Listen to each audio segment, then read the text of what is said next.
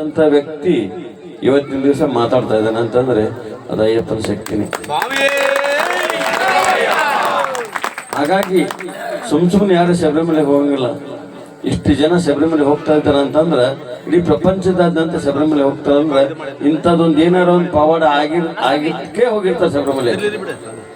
ಅದೇ ರೀತಿ ನಮ್ಮ ಸ್ವರ್ಣ ಗ್ರೂಪ್ಸ್ ಕಂಪ್ನಿಯ ಓನರ್ ಆದಂಥ ಶ್ರೀ ಡಾಕ್ಟರ್ CH ಪ್ರಸಾದ್ ಅವರು ತುಂಬಾ ಶ್ರಮ ವಹಿಸ್ತಾ ಇದ್ದಾರೆ. ಇದರಲ್ಲಿ ಈ 9 ಜನರನ್ನು ಉಳಿಸ್ಕೊಳ್ಬೇಕನ್ನೋ ಒಂದು ಹಠದಲ್ಲಿ ತುಂಬಾ ಶ್ರಮ ಪಡ್ತಾ ಇದ್ದಾರೆ.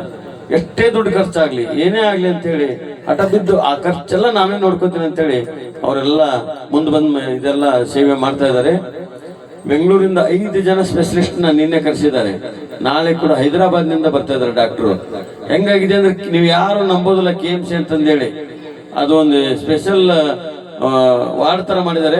ನೀವು ಯಾವ್ದೋ ಪ್ರೈವೇಟ್ ಹಾಸ್ಪಿಟಲ್ ಹೋಗಿದ್ರೆ ನಮ್ಗೆ ಆ ರೀತಿ ಟ್ರೀಟ್ಮೆಂಟ್ ನಡೀತಾ ಇದೆ.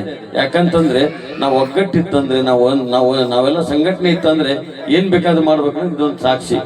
ಯಾಕಂದ್ರೆ ಎಲ್ಲರೂ ಹೋರಾಟ, ಪೂಜ್ಯ ಮೋಹನ್ ಗುರುಸ್ವಾಮಿ ಅವರು, ಆನಂದ್ ಗುರುಸ್ವಾಮಿ ಅವರು, ಆಮೇಲೆ ಪ್ರಮೋದ್ ಮುತಾಲೆಕ್ ಅವರು, ಆಮೇಲೆ ನಮ್ಮ ಪ್ರಹ್ಲಾದ್ ಜೋಶಿ ಸಾಹೇಬರು, ಸಂತೋಷ್ ಲಾಡ್ ಅವರು, ಆಮೇಲೆ ನಮ್ಮ ಇವರು ಪರಮೇಶ್ವರ್ ಜಿ ಬಂದರು, ಅನಿಲ್ ಕುಮಾರ್ ಪಾಟೀಲ್ ಅವರು ಬಂದರು, ಅದೇ ರೀತಿ ನಮ್ಮ ಪ್ರಸಾದ್ ಅಬ್ಬಾಯರು ಬಂದರು.